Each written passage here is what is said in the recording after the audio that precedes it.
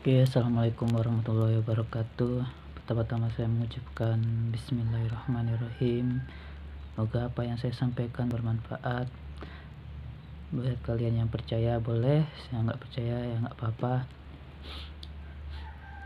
Di sini ketika saya melihat berita media dan semua media-media yang lain lah, banyak dari kita semua ini, dari pihak instansi pemerintah baik dari rakyat, semuanya sudah kacau, dah kacau lah.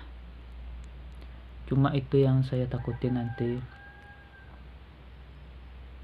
akan menimbulkan kerusuhan besar, apalagi kalau sudah kebijakannya tidak begitu tepat. Kenapa banyak rakyat disalahkan, kenapa rakyat tidak nurut, kenapa rakyat tidak menaati peraturan atau gimana.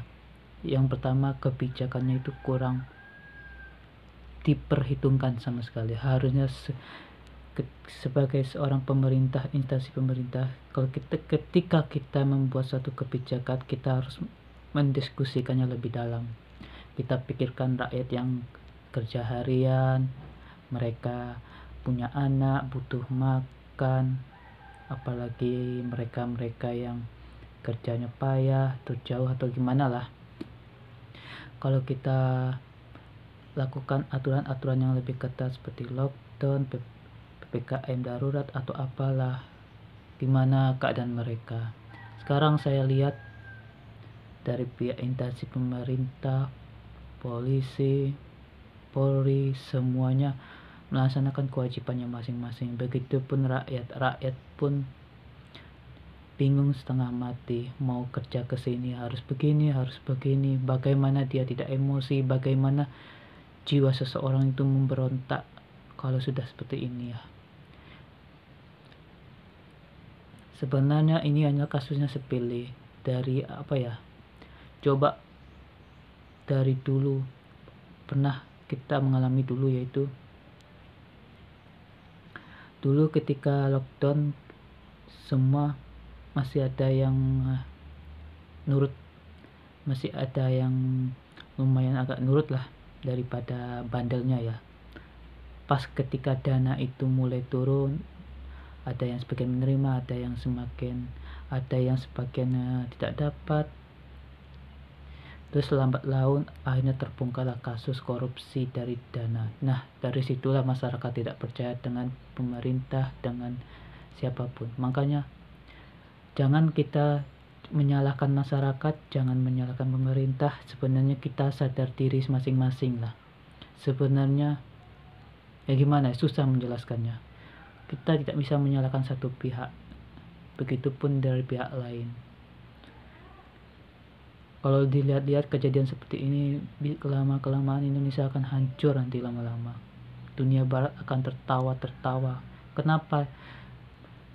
Mereka tuh ingin merusak Indonesia. Tujuannya sebenarnya mereka tuh ingin bagaimana caranya Indonesia ini kacau. Saya percaya di belakang ini ada permainan juga. Wabah ini memang ada, tapi di balik wabah ini ada yang bermain-main, yaitu elit politik global dunia. Saya tidak tahu siapa, tapi saya percaya itu. Karena kenapa saya percaya? Dari awal kebijakan pemerintah Indonesia sampai sekarang bertele-tele, istilahnya itu tidak tepat. Pakai masker, yang sehat tidak boleh pakai masker, lama-lama akhirnya pakai masker semua. Akhirnya yang korupsi nanti dihukum mati, ketahuan korupsi, semuanya hilang. Jadi itulah dimana di tahun-tahun ini saya menyebut tahun karma ya, karena apa yang diomongkan tidak sesuai itu akan terbongkar semua. Ternyata banyak kebongkar semua. Jadi masyarakat kecil ini sebenarnya tidak bodoh, kita hanya ini bersabar aja. Yang dilawan pemerintah ya gimana, kalau nggak dilawan ya gimana. Tapi saya yakin hukum Allah akan berlangsung. Jika keadaan seperti ini tidak kunjung selesai, nanti hukum Allah akan berjalan nanti. Intinya buat kita semua, kita pasrahkan diri kita kepada Allah. Jangan takut, kita taati aja aturan pemerintah ini, kita jalankan saja sudah. Yang penting kita pasrah sama Allah. Kalau kita udah yakin sama Allah, pasrah sama Dia, berarti kita menyerahkan diri kita sepenuhnya kepada Allah. Bukannya di Al-Quran sudah dijelaskan lebih dalam, segala sesuatu yang ada di dunia ini kita pasrahkan kepada Allah. Dia yang menciptakan kita, yang melahirkan kita. Harusnya kita sadar, kita kembali kepada Allah. Virus, wabah, musibah yang menimpa diri kita ini adalah suatu ujian, suatu pembelajaran. Tidak ada satupun obat di dunia ini yang bisa menyembuhkan kita. Jika kalau kita sudah dikehendakkan sakit, berusaha sepampu pun kita berobat. Kalau memang kita dikehendakkan, kuasa Allah, mau gimana kita tidak bisa menentang kehendak Allah. Makanya di dalam Al-Quran sudah dijelaskan, kita diciptakan oleh Allah untuk beribadah. Ketika kita dilahirkan di dunia, kita mendapatkan situasi yang berbeda. Kita dunia, nafsu, semuanya menjadi satu.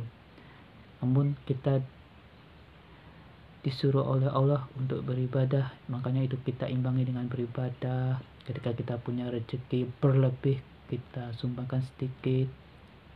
Ketika ada musibah, kita introspeksi diri, bagaimana diri kita, kampung halaman kita selamat. Kita semua ujian ini harus kembali ke Allah semua. Harus kita sadar semuanya. Kita tidak bisa menyalahkan satu pihak pun. Sekarang Indonesia sudah kacau betul sekarang. Contoh bukti kemarin, ambulan tidak boleh dikasih lalu.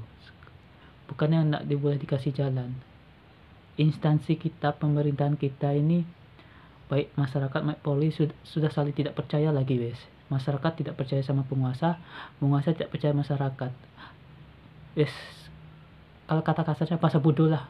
Mau ambulan, mau apa kek, yang penting saya menjalankan kewajiban dari pemerintah pusat.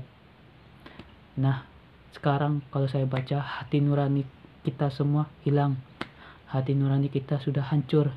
Itulah kenapa saya sedih sih. Yang saya takutin nanti alam itu loh yang saya takutin.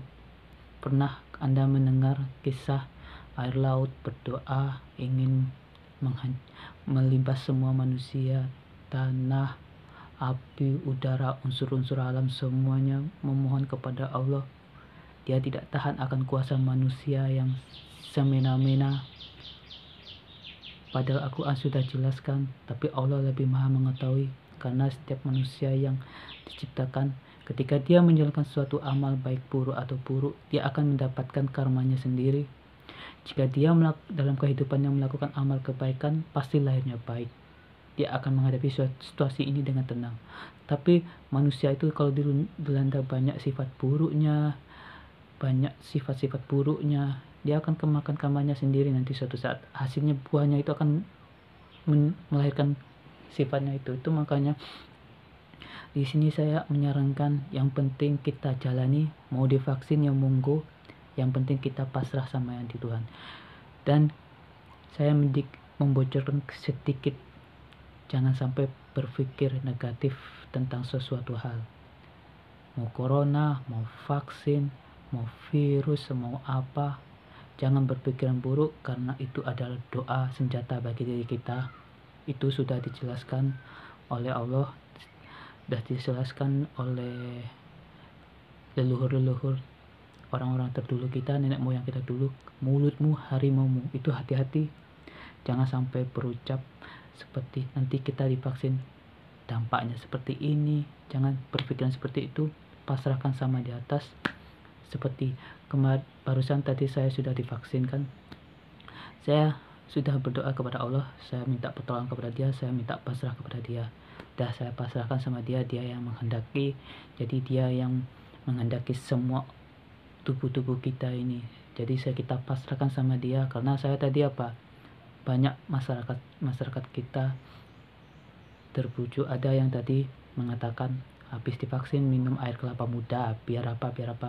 Saya bilang sama dia, nggak usah mikir macam-macam, kalau mau minum, kalau nggak ada. Yang penting kalau kita pengen selamat, kita pasrah sama Allah. Karena sesuai janjinya di Al-Quran, siapa yang hambanya selalu meminta kepadaku, kata Allah, memohon kepada aku, berserah diri kepada aku akan menjaganya sepenuh hatiku, seperti dia mengingatku dan aku pun mengingat dia. Itu Al-Quran sudah banyak menjelaskan seperti itu. Hanya sekarang manusia tidak sadar dari mana dia dilahirkan, dari mana dia diciptakan, padahal mati itu sesuatu yang dibanggakan oleh orang yang ahli ibadah, karena hidup setelah mati itu lebih hidup setelah mati itu memang nyata.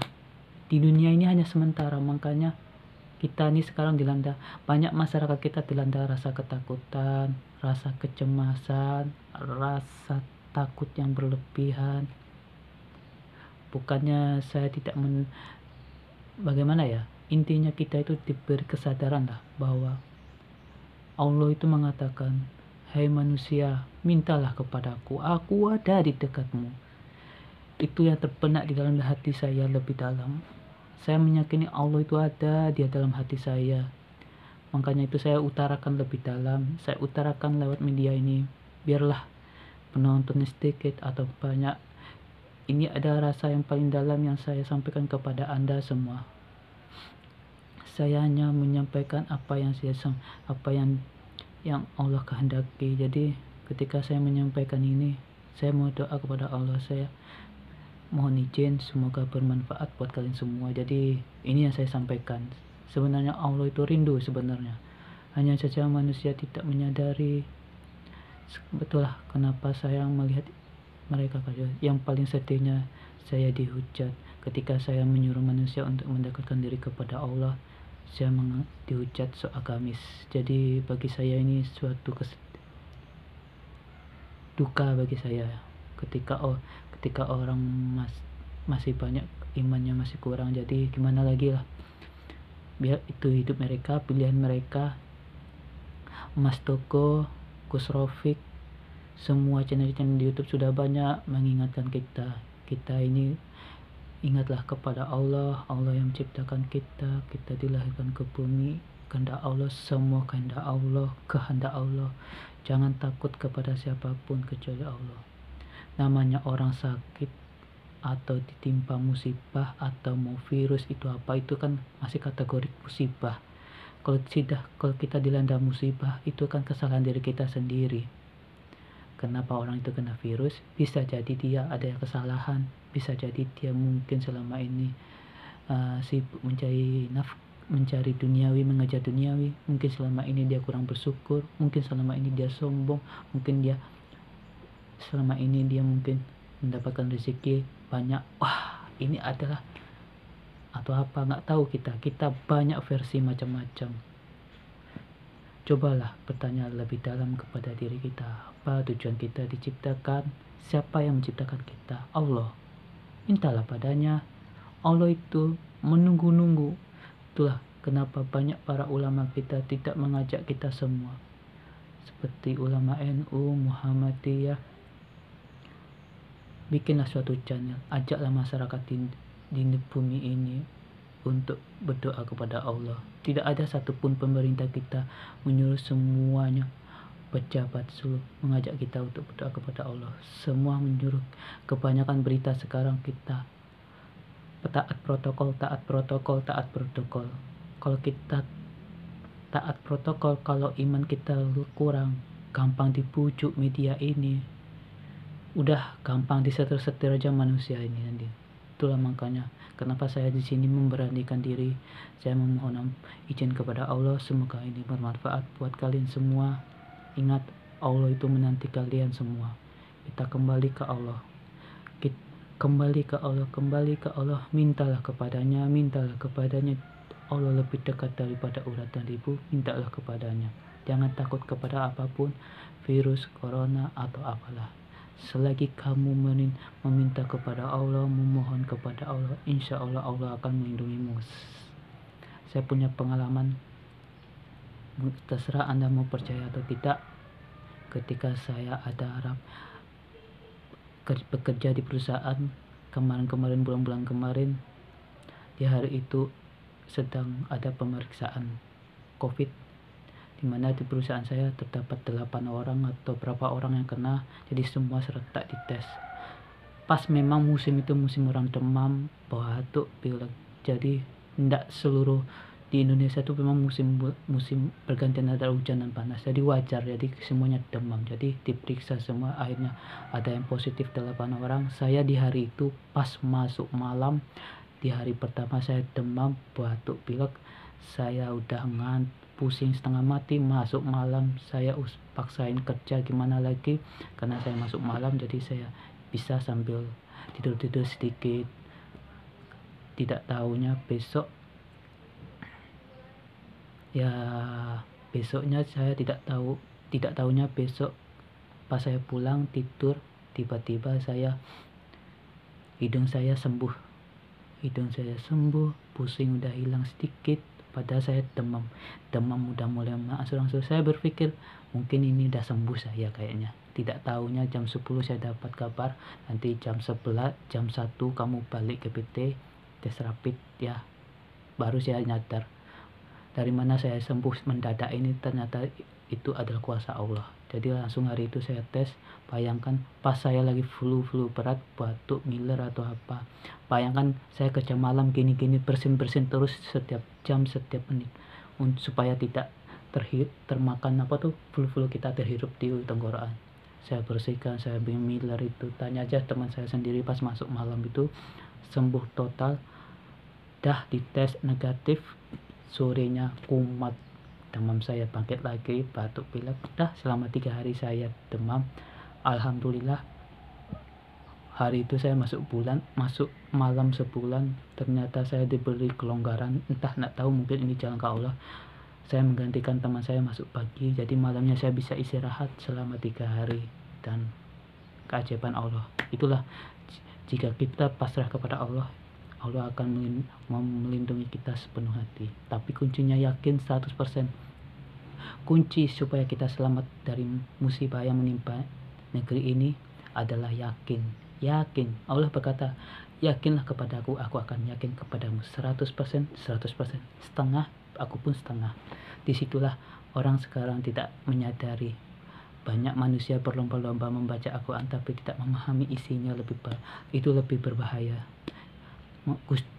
Ada pernah syair Gus Dur yang tanpa weton sudah disindir di situ, tapi banyak juga yang tidak percaya. Oke, cuma sampai di situ, semoga bermanfaat. Assalamualaikum.